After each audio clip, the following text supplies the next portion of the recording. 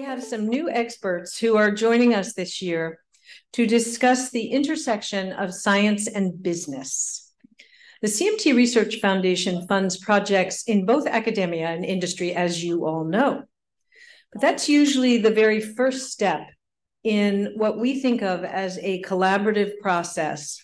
And we work together to support each other to ensure that our partners have continued success. We try to provide advice, we provide scientific consulting, we provide introductions and connections. So our first panel this afternoon is going to discuss translating academic science into business. The panel will focus on building the bridge from bench to marketplace. Great ideas from academia are just the first of many steps along the path to providing patients with treatments or cures for CMT. How do you monetize innovation? How can you make a compelling business case for your project? To answer these questions and more, we have a group of experts who have walked that very walk. And I'm especially proud to announce that our moderator is Dr. Margaret Reed, who I've come to know in the last year and really have enjoyed that. Margaret is General Manager of Corporate Alliances at Vanderbilt University's Center for Technology Transfer and Commercialization. I had to practice that a couple of times. And Margaret's the perfect person to moderate this discussion because she's been on many different sides of this equation, consulting for pharmaceutical and biotech companies, heading up product development at Infinity Pharmaceuticals. She was also director of cell and molecular oncology at Millennium Pharmaceuticals. And before she started her industry career, she was an instructor and research fellow at Harvard Medical School, Brigham and Women's Hospital. Dr. Reed, over to you.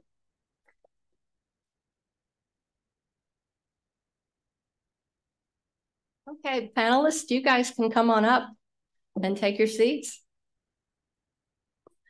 So while our panelists are coming to the podium, I'm going to ask a question. I'd like a show of hands. I'm curious, how many people in the audience are academic researchers? Okay, that's a good mix. That's more than I thought. How many people in the audience are from industry? A heavier weighting there. And how many are patients? I know we've had a lot of patients come in and out today, and so we still have a lot that are here, and we really appreciate that. Thank you. So that's great. This is a very diverse audience for us to talk to. And when I started thinking about putting this presentation together, I thought about the types of investigators that I encounter in the halls of Vanderbilt. And I think this is probably a much more sophisticated audience today. So we may be talking a little down to people, and forgive us for that, but we also have a lot of young researchers in the audience. And so we thought that was important to do. And so before we get started, I'm going to ask my panelists to quickly introduce themselves, and we'll start with Seema. Good afternoon. I'm Seema Basu. I'm the head of strategic partnerships. Is that better? The button goes red when it's on. Yep. Okay, I would have thought it's green when it's on. So I'm Seema Basu. I'm the head of strategic partnerships at Mass General Brigham. For those of you who don't know, Mass General Brigham is an integrated academic medical system right here in Boston. And its two founding hospitals are Massachusetts General Hospital and Brigham and Women's Hospital, and then some specialty hospitals like McLean and Mass Eye here and Spalding, which is for rehab. I have been at this, personally, I trained as a PhD, trained as in a Drosophila lab, really working on models. And then I had to figure out, baby step, what would I do different, but still do better science? And so I went to a pharma company, still stayed on the preclinical side and enjoyed my time there. So I have a little bit of a sweet spot for pharma research. And then I went to an academic medical center in Albany. Then I had a baby, stay-at-home mom. Then I put it all together. And for the last 20 years, I've been at Mass General Brigham, really working at the intersection with our researchers. And our researchers are clinical researchers, fundamental researchers, right? Because we really think ourselves going from, I would say, clinical insight to bench back to clinical, because we really have a lot of patient samples. We take care of patients. That's our main core. So then we try to address what's the unmet need. And so my role has been to work with our faculty to try and understand what is the unmet clinical need? What are they trying to solve? And how can we maybe help try to bring resources or help them put them to a path where it becomes a product or a drug or a device or a clinical innovation that not only helps our patients, but helps patients worldwide. Hi, everybody. My name is Carol Greve Phillips. I am a consultant. I've worked in the biotech industry now for probably 30 years since its beginning, and always working on the rare disease side. I spent a number of years at Genzyme, worked at Spark Therapeutics, so I also have a very soft spot for gene therapy. But I'm delighted to be here and looking forward to sharing with all of you. Hi, my name is H.C. Huang. I'm in the preclinical pharmacology group at a place called Deerfield Discovery and Development. It's part of, it's an arm of the Deerfield management. And in my current role, I do a lot of evaluation, development, as well as execution of therapeutic concepts across a variety of therapeutic modalities and areas. Prior to this, I spent close to too long for me to review that. But at Big Pharma, Merck, and prior to that, Schering-Plough, and I have a degree in cell and developmental biology. So I think I already introduced myself earlier today, but to recap, I'm a physician scientist at Johns Hopkins. I take care of patients with genetic neuromuscular conditions, including CMT, and run a lab focused on SMA and CMT. Great. Thank you, guys. So we have a really well-versed panel, I think, today to talk about this topic. And what we'd like to do, we gathered on the phone and have talked a couple of times, and we decided we'd kind of start with the end in mind, begin with the end in mind. And so I think the first thing we're going to do is kind of go over our views of what makes a compelling pitch and business case. And then from there, we'll move into talking about the key relationships that are very important for you to develop along the way as you're trying to mature your asset and bring it towards the market. So that's what we're going to do. And we're going to just talk through kind of our prepared framework, but then we'd like to have a conversation with you. And so we're not going to talk very long and would like to hear your thoughts on it as well, because I think many of you in the audience have a lot to offer to this discussion. So I'll start with you, Charlotte, and think about the compelling business case. And from a clinician perspective, what do you think is the most important aspect of that, or the most important aspects? Well, I think for many of us in the academic world, we're not very knowledgeable about this. I happen to have had this experience of going along this road in SMA and gained a lot of insight into how these processes work from that experience. But I think for most of us working in a lab in an academic space or taking care of patients, it can be very difficult to understand exactly how our academic ideas may actually reach a stage that they become a reality. And as I alluded to this morning, this of course requires partnership with lots and lots of people. And I think increasingly our academic homes are developing tech venture offices that are really focused on trying to improve the communication between academia and the private sector and help us as academics bring our dreams to reality. But they're overworked, and it can be difficult, really to know how best to do this. I do think that an organization like CMT RF could have a major role in this as well, in bringing together people. I mean, I think trying to forge the key partnerships is one of the biggest things. Also, knowing when you have property that you need to protect, intellectual property, when do you actually think about protecting that? How to actually pitch to investors or to biotechs that an idea actually has legs. I mean, these are all things that hopefully we'll talk about today, but have definitely been learnings for me, and I still have a lot to learn, I'm sure.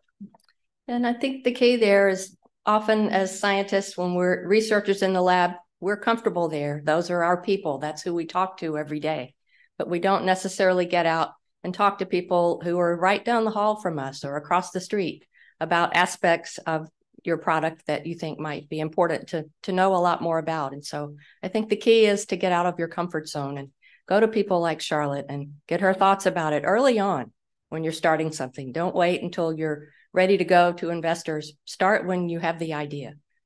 So that's really, really good feedback. And HC, I'd like to hear your thoughts. I think a component of it that I think is important to cover is how do you communicate to potential investors or a pharma company or a potential funding body why you think your idea can be successful? What are your thoughts on that? So it might be strange for someone who is now in an investment firm to say this, but the number one thing I think when you pitch to an investor is the science. It's not the commercial aspect, but the science. The science has to be absolutely solid, well validated. If it's a multi-genetic target like CMT, for example, is the target that you're proposing something that's backed up by either human genetics or functional genomics, knockdown, knockout, that sort of thing. And also, when you think about your program, what are the value inflection points along the way? At which point can you start building more and more confidence in your proposal so that, typically if you ask for funding, they come in tranches. And usually there's milestones associated with those tranches, right? And so what are the key deliverables at each of the tranche where you can actually think, okay, this piece of data, scientific data, helps us to gain the validity of this modality or this concept or not. And so that's the reverse side of that is that a lot of times people, investors and in fact scientists, to be good scientists, you also want to look for the early kill. If you can do the key experiment that stops the program so you don't waste efforts and money, that's actually a valuable thing to do. So yeah, I think that's really, really great advice. And then Carol, your thoughts. HC has touched a little bit on kind of a view of a product development plan, and tell us a bit more about that and why that view is important when you're making a pitch that's going to be a compelling business case. Yeah, I completely agree with HC that the science has to drive the discussion. I think that having been said, once you've established that the science is solid, then the next thing to do is to think about, how many patients there are that you can take care of, how easy is the disorder diagnosed, what are the clinical endpoints that you can measure? How long does it take to reach those? And we just heard about that in the last presentation where, the confidence you have in the clinical endpoint that you want to measure will help you determine what your statistical analysis plan looks like. And all of this for an investor or a biotech partner or a big pharmaceutical company partner is going to be put into some sort of financial terms. And so you're going to be looking at things like, what is the cost to develop this? What is the timeline? The timeline will depend on the therapeutic area. In something like infectious disease, if you wondered how we got COVID vaccines to the market as quickly as we did, it's because it either works or it doesn't really quickly. And so in a rare disease, that's not always the luxury that we have. And so looking for endpoints that are meaningful to patients and their caregivers, I think is essential. And I think it also helps if those are in increments that you can measure in a reasonable amount of time. Yeah, that's great. Seema, I'd like to hear your thoughts about how important it is to differentiate what you're doing from the competition and show what you're going to bring to the setting that isn't already there and why yours might be better. So it really builds on what was just said, right?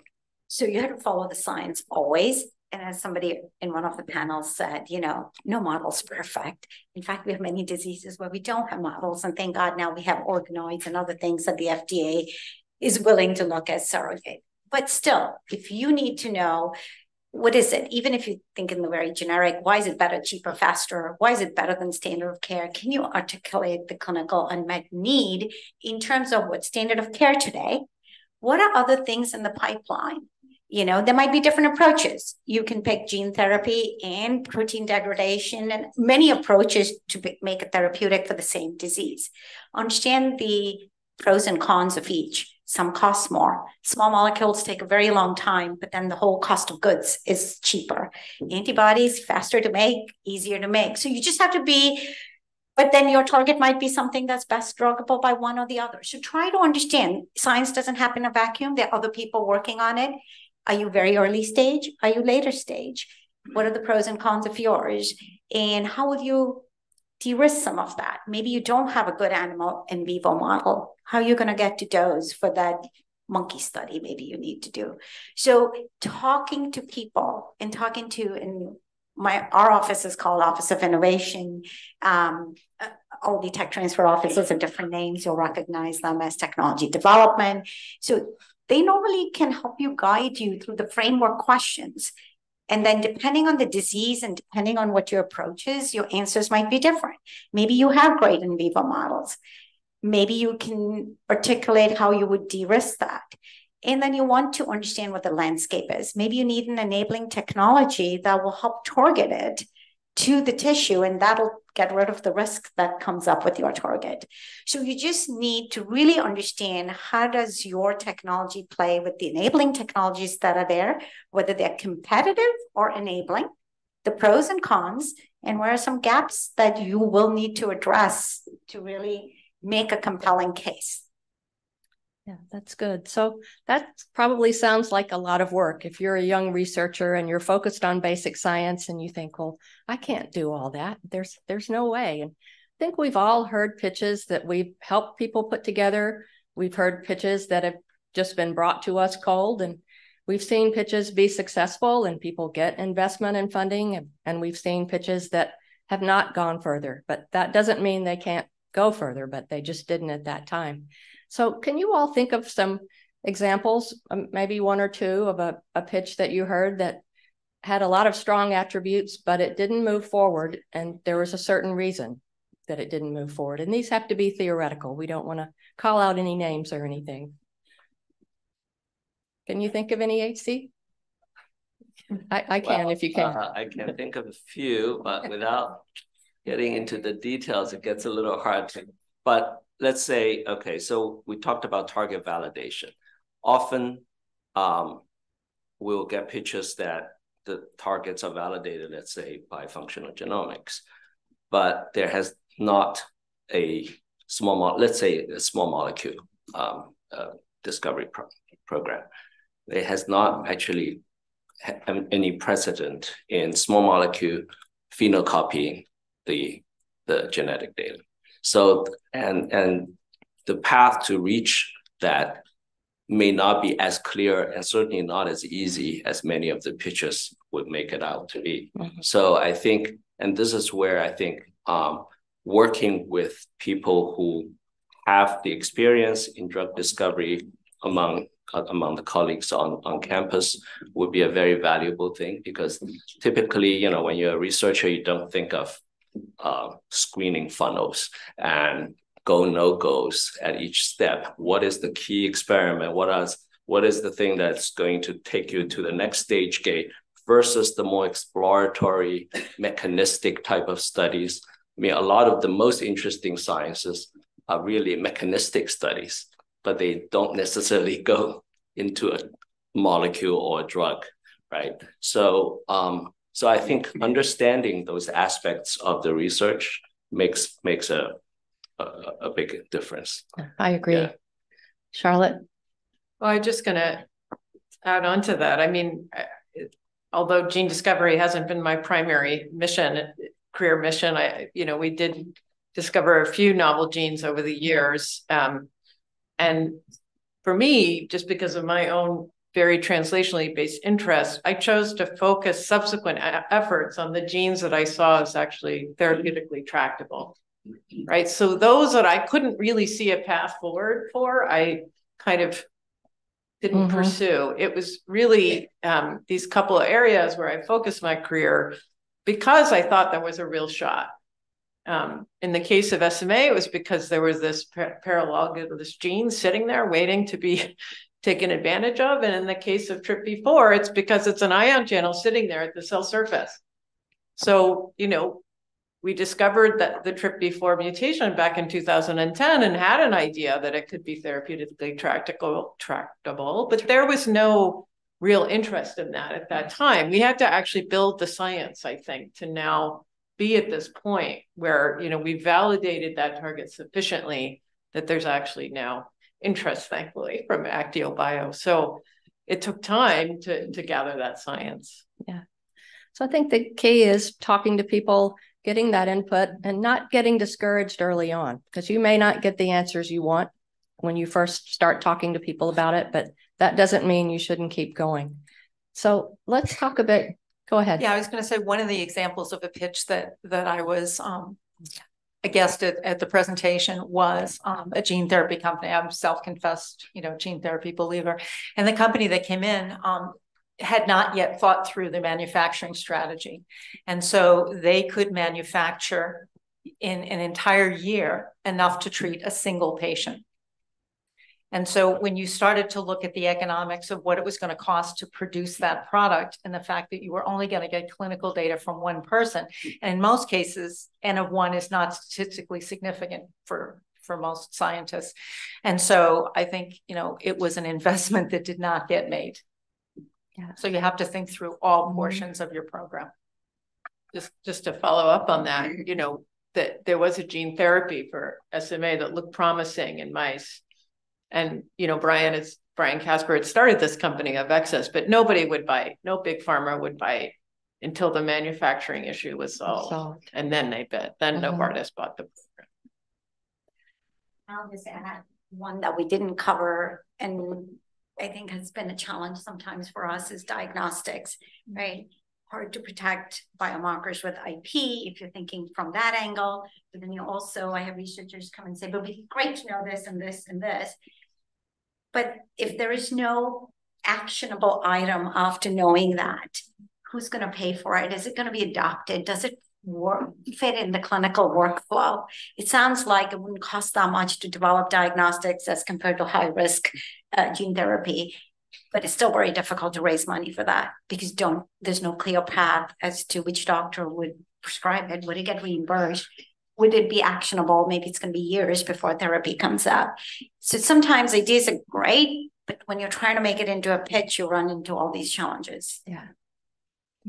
Okay, so I'd like to transition a bit and talk about what's at your institutions, what's available to you that maybe you haven't thought about, or people that you haven't talked to. And I think Seema brings a great example of what is at Partners Health right now. And I'd like to hear a bit about how an investigator moves through the innovation center that you lead, and how that helps them figure out, gee, am I ready to go now? What do I do about my IP? Should I wait for a while, or should I move forward? Should it be a new co? Should I try to partner with pharma? Where should I go? And tell us a bit about what's available at your institution. And then we can talk about other institutions that may not have this built out as well as what Seema describes, but there are places that you can go for help. So we have the luxury of being a very large office that's a matrixed office with a lot of functional groups. So the largest group is the first group you interact with, and we call it a BD&L licensing group. And that small offices, big offices will have that group. The additional groups you may not always have. It depends on where you are. So this group is the group as a researcher you want to first get to know, because they are your first trusted partner who's thinking through. They manage a larger portfolio. They're busy, as I was telling Charlotte. So you have to be, but they should know, what's your interest? What are you pursuing? Is it SMA in here? And they are intersecting with their colleagues and lots of, they have a good bird's eye view of where there's traction, where the pitfalls are, where there might be opportunities. So first you want to be sure that they understand where's your science. And not all your science is science is broader than how many are inventive.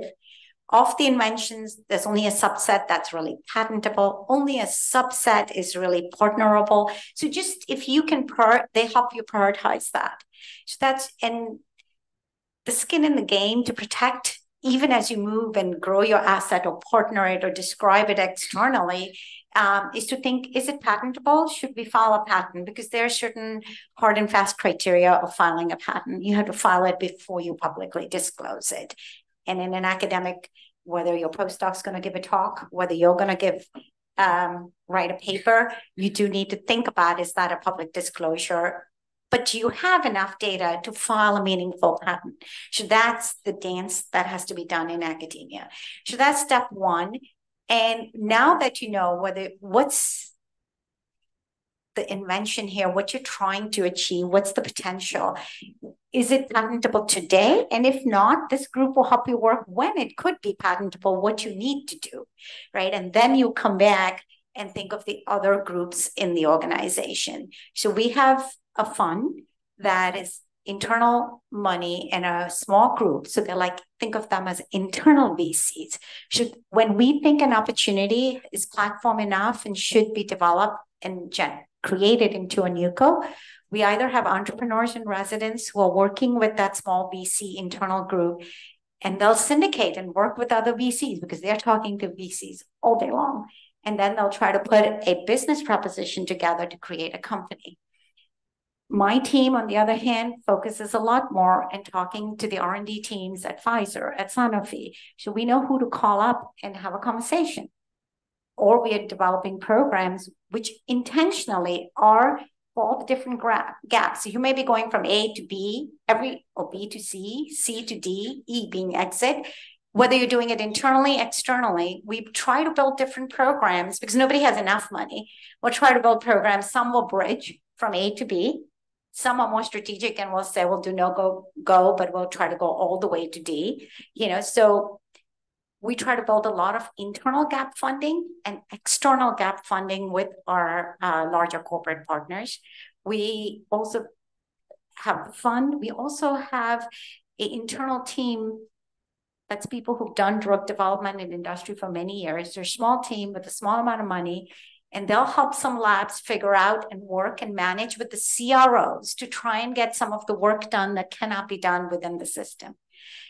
So there are a lot of resources, just which is the right fit for you, the project and what stage your project is at. So I think getting to know the key person for your department from your tech transfer office is step one. And I would say that is your trusted partner. The more they understand of your timeline, of the pros and the cons, they're going to help match you to the right resource. I think that's great. And every campus that exists, maybe not at the level that Partners has, but it's there. You just have to seek it out. And if you look for it, you'll find it. And these people can really, really help you. So I'd like for Carol to speak a bit about the importance of advocacy. A lot of times there's so many things that advocacy does. I've worked with advocacy all my life, and I could talk all afternoon about it, but I'd like to hear your perspective, Carol, on advocacy and the role that it plays, especially in the setting of working in a rare disease. Yeah, I think advocacy is essential, full stop. The reasons for it are, first of all, it provides a community for patients and their caregivers to get together and share common experiences, which may not be well understood, by the first clinician that you see. Clinicians have an interest in identifying things that are relatively common. And so they recognize the symptoms of certain diseases, whereas rare diseases may have a constellation of very common symptoms, but until you put that constellation of symptoms together, you may not recognize what the disease is. And so, in the rare disease community, there's a saying that says, doctors look for horses when what we have are zebras. Right. So it's that which is less common. So I think, part of it is an educational process, which advocacy organizations are able to contribute to. I think patients in the advocacy organization are well connected to the key researchers and clinicians in the field that specialize in their particular disease. I think they raise money. Cleary has talked this afternoon about the fact that, this patient organization funds 20 different programs, 5 of which are clinical, which is an enormously high rate of success. So, to fund those, the patient advocacy organizations are also raising money, and they are connecting patients with not only other patients, but with clinicians. They are helping to understand the diagnostic journey. I think, Javier expressed this morning that it took 15 years to get to a diagnosis, which is not an uncommon story.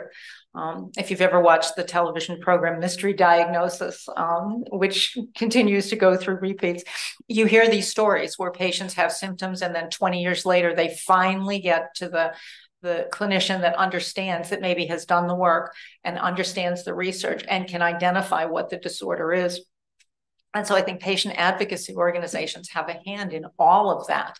And I think the last thing that I would say is that, the Duchenne muscular dystrophy community got together when the FDA was evaluating Sarepta's product. And because of the testimony of the patients under the guise of the patient advocacy organization, they brought a SWAT team. They had to move to a large auditorium to accommodate the crowd. No kidding. But the FDA eventually listened to what the patients had to say, and were able to make a positive recommendation for approval. Okay, great. I think a couple of other thoughts about advocacy and what I'm seeing with this particular group. The richness of the scientific advisory board, the depth and the depth of the clinical group, and the willingness to maybe fund ideas that are new and a little bit out there and risky that an investor might not want to fund yet, pharma might not want to fund yet, but the patient advocacy organization can help you get your start and take that project to maybe that spot of value inflection that we've talked about. Yeah, I think that's really important. And the other thing that I've seen a lot are biobanks that are created by advocacy and animal models that advocacy gets access to and makes available both to companies and academic researchers. These are not trivial things. Patient samples, access to iPSCs. These things used to be really hard to get your hands on. And because of patient advocacy now, we have access to those really valuable tools. So I think that's great. I think another piece that I want you all to touch on a bit. Seema mentioned CROs. HC, I know that your group works a lot with CROs. I think sometimes we feel like we have to do everything ourselves and do it in our own lab. And I think when you're trying to move an asset beyond your own lab and take it towards a product, it probably goes beyond where you are pretty fast. So could you speak to that a bit? Absolutely. So obviously you wanted to have as good a team as you can build to bring the idea to the investors. But it's totally okay that you don't have all the functional area expertise. Manufacturing, who thinks about that, yeah.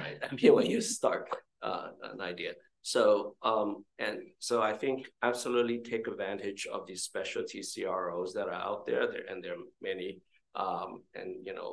we even heard some today about human on the chip, for example. Right.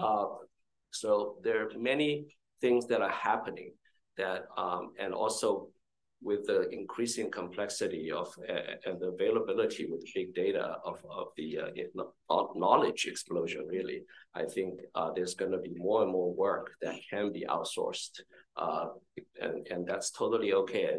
But as I said, I think in the beginning, that if your scientific therapeutic hypothesis is sound, I think you can go a long way without necessarily having all the technical pieces ready. I agree. And offices like the one Seema described can help direct you to those people. And if you don't have an office like that, I'm sure there are people at your institution that are doing drug discovery and can advise you on that. There's also an academic consortium for drug discovery. I'm going to add, and you can go talk to your office and they will definitely help you. And for us, we're actually being more strategic about saying with some of these CDMOs, we want to build more strategic partnerships, right? We want to be able to optimize for what maybe a philanthropic or NIH funded projects need. What could we do that can then be the process, these CDMOs that could be maybe the perfect GMP light that works for what we want to do as proof, and then be able to translate to the commercial partner. So the more you can think through and be clear on what the steps are needed. You don't have to do it all. And then requires a little bit of mapping it out. And then there are a lot of CDMOs and CROs right now with deep expertise that you could align with. And I really like the fact that universities and institutions are setting up those relationships. I know in our Center for Drug Discovery, we have some standing POs with some CROs, and an investigator comes and wants to get PK on a small molecule, a tool molecule, and we can direct them there and they can get that done, because that's not something we can always do on campus. So those examples exist widely. So I think you've heard some good insights from our thoughts about this. I'd like to hear from the audience if you all have questions, or those of you who are in industry, or we have people here who've started companies from academia and are still in the academic setting. What lessons learned do you all have to share, or thoughts that what have we not covered that maybe is important? Any thoughts? Yes. Don't always listen to the MBAs. Just if you do, they'll tell you there's one way to start a company. Yeah. You got to do it that way. Mm-hmm. And if you deviate from it, they'll just tell you you're doing it wrong. Yeah. We have still taken no institutional investment. We're up to 50 people. Okay. There are different ways of doing things. And so don't be forced into doing what, the MBAs, the so-called company concierges who for startups and everything else like that tell you. There are lots of alternate ways of trying to set up a company, and just explore them. I mean, you may end up going the route, which is you come up with your pitch, you got your slide deck, you go to investors, and then somebody says you have a good story, and then you get some money, you start up your company. There's alternate ways to be able to do that. Yeah. Other thoughts? Other things to share? We have one in the front. Yeah, I think that's a great point. Just to echo what you just said is, looking at the company I co-funded, CuriStem, we have not taken any venture money, and the company has done incredibly well and continues to do well. But that wasn't my point. My question was, I've led rare disease portfolios at a number of different companies.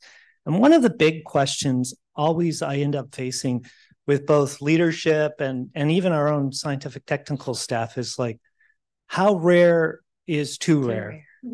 I'm sure you guys have all faced that. I'd love to hear your perspective from a business perspective, like, what is possible and what's just really not feasible. I'll give a perspective I've heard, and HC and Charlotte, I'm sure that you all have perspectives as well. Actually, go ahead. Kind of punted to. I think we have another panel coming up, which is going to talk about that. That's right. They are going to talk about that. You're exactly right. Yes. Yeah. No, I would, say I worked at Genzyme for 15 years in the rare disease business, and so that question came up a lot. The question, on one side of the table were the people who said, this one isn't going to move the needle. And then the CEO said, but there are patients that need us. And so I think what we heard in the last panel was this new consortium that's coming, to look at these smaller patient populations. The challenge in some of these rare diseases is when you have the combination of a very small patient population and a slowly progressing disease, your development costs are really long, and your patient population, which is how you're going to get your return, are very small. And so the challenge is, price is a whole topic for another day, but, what is the value of the therapy that you're going to provide to this small patient population? And is there a way? Orphan drug designation, orphan drug legislation has gone a long way to make this, the rare diseases more addressable. Are there some that are too small? And I think, some of the suggestions in this morning's scientific presentation suggested that if you can find commonalities, inflammation, for example, or some other common mechanisms that you might be able to address and affect, multiple diseases. Another strategy that was taken early on, I think it was Novartis and Regeneron, that was looking at one of the cytokines for treatment of juvenile rheumatoid arthritis. Turned out not to work, but they were eventually able to test that same strategy in a larger patient population, sort of a large market disorder, and it was very successful. So I think, if you can use the rare disease population where the biology is frequently more acute, and you can apply that to a larger patient population, I think that's what allows you to address these rare disorders and to be able to expand into larger populations where you may be able to get your economic return. That's great. I would say we've had, so the science has to pan out, but we would actually have a couple of good examples that really the proof of clinical concept could only be done with a rare disease, but with that done, with half the molecule and everything, the large pharma is looking at the larger indication now. That's right. So we're gonna, at least win getting the orphan. Ultra rare is a whole new bucket, but there is a whole group of people and now looking at how to make that viable.